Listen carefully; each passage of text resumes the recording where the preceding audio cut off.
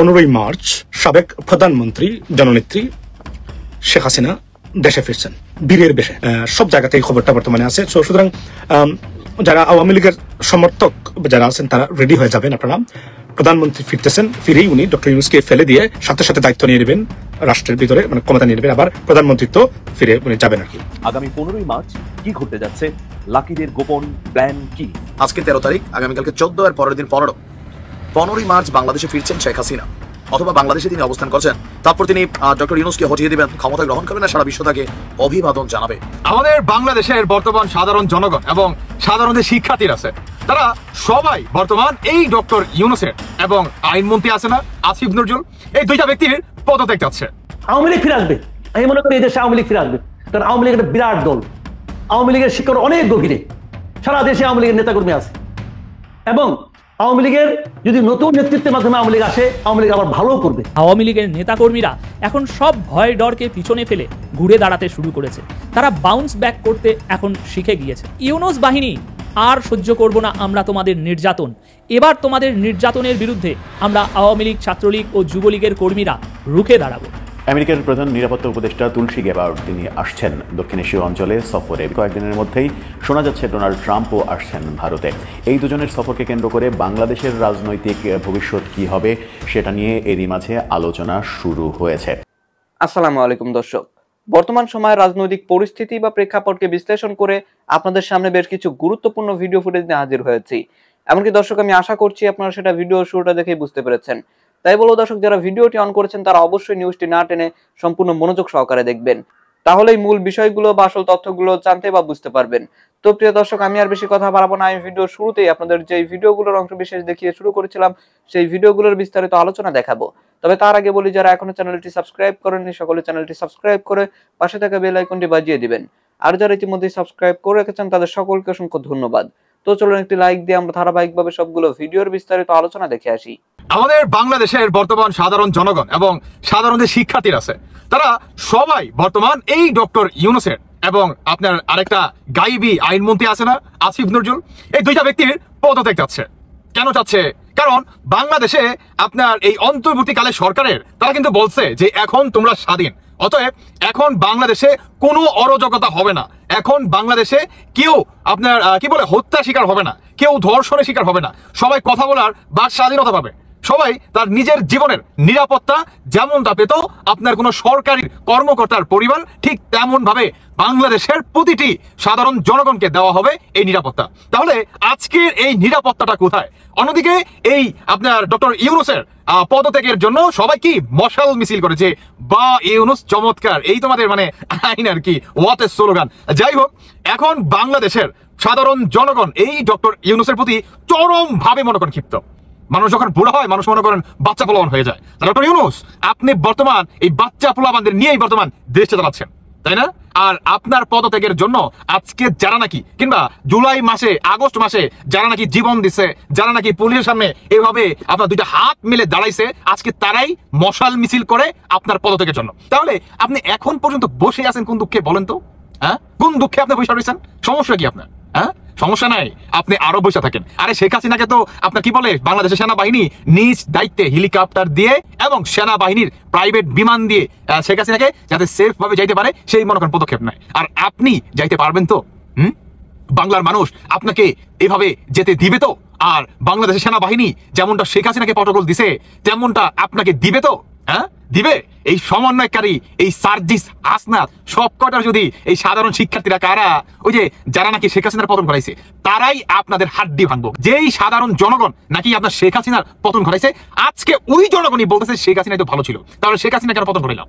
আপনারা পদত্যাগ করেন, মাস্ট বি পদত্যাগ। কারণ আপনারা যখন নাকি দেশ কন্ট্রোলে আনছেন তবে থেকে শুরু করে দেশে এখন পর্যন্ত ইনস্ট্যান্ট নাও এখন পর্যন্ত আমি আজকে কথা বলতেছি, দেশে কোনো কিঞ্চিত পরিমাণ কোনো পরিবর্তন আসে নাই। দেশের আইন কানুন আর রসাতলে দেশের সাধারণ জনগণের জানের নিরাপত্তা পর্যন্ত পাচ্ছে না। ব্রেকিং নিউজ, সেটা হলো যে আগামী 15ই মার্চ সাবেক প্রধানমন্ত্রী জননেত্রী শেখ হাসিনা দেশে ফিরছেন বীরের বেশে। সব জায়গাতেই খবরটা বর্তমানে আছে। সুতরাং যারা আওয়ামী লীগের সমর্থক যারা আছেন তারা রেডি হয়ে যাবেন। আপনারা প্রধানমন্ত্রী ফিরতেছেন, ফিরেই উনি ডক্টর ইউনূসকে ফেলে দিয়ে সাথে সাথে দায়িত্ব নিয়ে নেবেন রাষ্ট্রের ভিতরে, মানে ক্ষমতা নিয়ে নেবেন, আবার প্রধানমন্ত্রিত্ব ফিরে উনি যাবেন আর কি। আর জাতিসংঘ উনাকে মানবতা বিরোধী অপরাধী সাব্যস্ত করেছে, তো এটা কোনো ব্যাপার না, এটা উনি এটা কাভার করে দিতে পারেন, সে সিরিয়াস পাওয়ার, তার এতটাই পাওয়ার উনার যে একটা দেশে উনি যেতে পারেন চেষ্টা করেও। ভারত দিনে রাতে 24/7 উনার জন্য চেষ্টা করেছে কোন দেশে উনাকে মানে মালটাকে মানে গোছাইতে পারে কিনা, আর সব জায়গায় ব্যর্থ হয়। এখন ইউনিয়ন আপনার ছাত্রলীগ এবং যুবলীগের সাধারণ মেম্বারদের সাথে নিয়মিত ফোন আলাপ এবং 1400 জন আপনার ভিউয়ার্স উনার লাইনে থাকলে উনি মানে খুবই খুশিতে টলমল করে বক্তব্য দিচ্ছেন প্রতিদিন। সেই প্রধানমন্ত্রী জননেত্রী বঙ্গবন্ধু কন্যা, স্বাধীনতা বাংলাদেশের উন্নয়নের রূপকার, রোল মডেল, যার কাছ থেকে সারা পৃথিবী উন্নয়নের সবক নিয়েছে, সেই জননেত্রী শেখ হাসিনা দেশে ফিরছেন 15ই মার্চ। আপনাদের জন্য সুখবর, ঈদ আপনাদের ঈদ আনন্দে কাটুক এবং সুখে শান্তিতে কাটুক, এটাই আমার বক্তব্য আপনাদের প্রতি। আর সিলেটি ভাষায় হই, সিলেটি যেগুন আছেন ফাগল, যেগুনতে আপনারা সারাদিন ফাগলামি করা, লন্ডন বইয়া, আমেরিকাত বইয়া, মার্চের 15 তারিখ শেখ হাসিনা বাংলাদেশ আইবা, তো তোমরা যেগুনতে অনুর মাঝে রোজার আর কিয়া সিলাসিলি করায়, আরো ইংল্যান্ড বইয়া যেগুনতে নাচানাচি করায়, তোমরা দেশে যাও। তোমরা আমরা অনুরোধ করি, তোমরা দেশে যাও, সকলটি তোমরা দেশে গিয়া শেখ হাসিনারে বরণ করো। আপনারা এখন বুঝছেন এটা কতটা পাগল, মানে আমরা সিলেটের যে কিছু মানে এটা কতটা পাগল এখন। ওরা বলছে মিশিগান মানে ঠিক মতো রেন্ট দিতে দেয় না মানুষের, বুঝছো নি, মানে ও আন্দু হয় মানে মানে যুক্তরাষ্ট্র প্রেসিডেন্টের বিরুদ্ধে বলে মামলা করেছে, বুঝছো নি। ও পাগলগু দেখলাম ও দুদিন পরে পরে একটা ঘটনা ঘটায় তারা হয় আপনারা যাইব তারা। এখন আপনারা ধরো আওয়ামী লীগের সুযোগ দিতে পারলা, মানে এটা যে কতটা মানসিক বিকারগ্রস্ত পাগল আর কি, আপনারা বুঝছেন এখন। মানে ওখানে মনে করে বাংলাদেশও মানে এরা আইব, তারা যাইব, এই পাগল হল তোর মানে এতটা মূর্খ পাগল হইতে পারে মানুষ, এটা আমার মানে চিন্তার বাহিরে। এবং এরা আপনার রাষ্ট্র পরিচালনা করছে, যে কারণে আপনার রাষ্ট্র চূড়ান্ত, যে আমাদের নোয়াখালী ভাষা হয় না, মানে খরাম না রমজানের মাঝে মানে একটা মারা আছে না মারা নাকি তা এগেছে দেশের।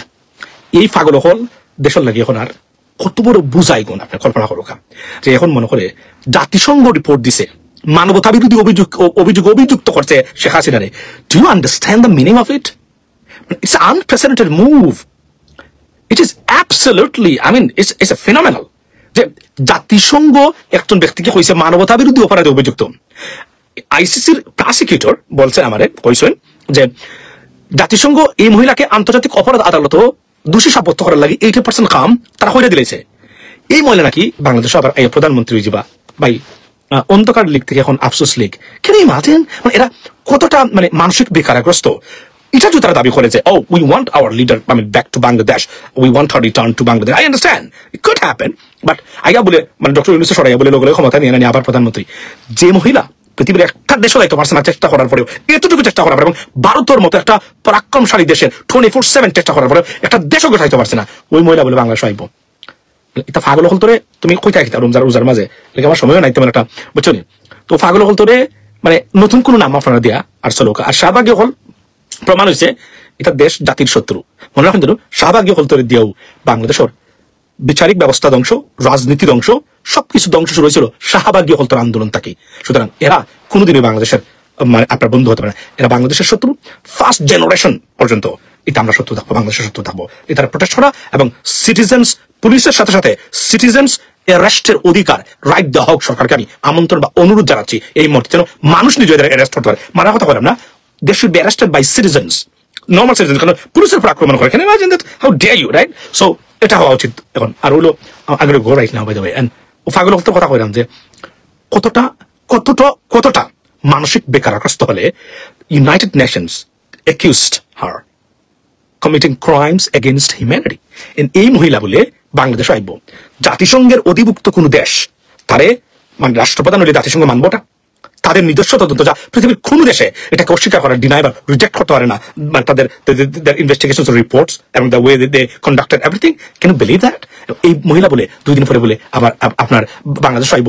ইউনাইটেড নেশনস যদি বেঁচে থাকে এই ব্যক্তিকে কোন দেশের রাষ্ট্রপ্রধান মানবো, ইউনাইটেড নেশনস কাজ করবো, তো তারা সবচেয়ে হাই শিক্ষা প্রতিষ্ঠান পড়ে দেবো। Do you understand this theory? Tell them to understand this theory. দর্শক, আমি আশা করছি আপনারা সকলে অত্যন্ত মনোযোগ সহকারে সবগুলো ভিডিও দেখেছেন। এমনকি দর্শক, যদি এই ভিডিওগুলো সম্পর্কে আপনাদের কোনো মতামত থেকে থাকে তাহলে তো অবশ্যই জানাবেন। দর্শক, নিউজটি শেষ করছি এখানেই, ফিরছি পরবর্তী নিউজে নতুন কোনো টপিকে। আল্লাহ হাফেজ।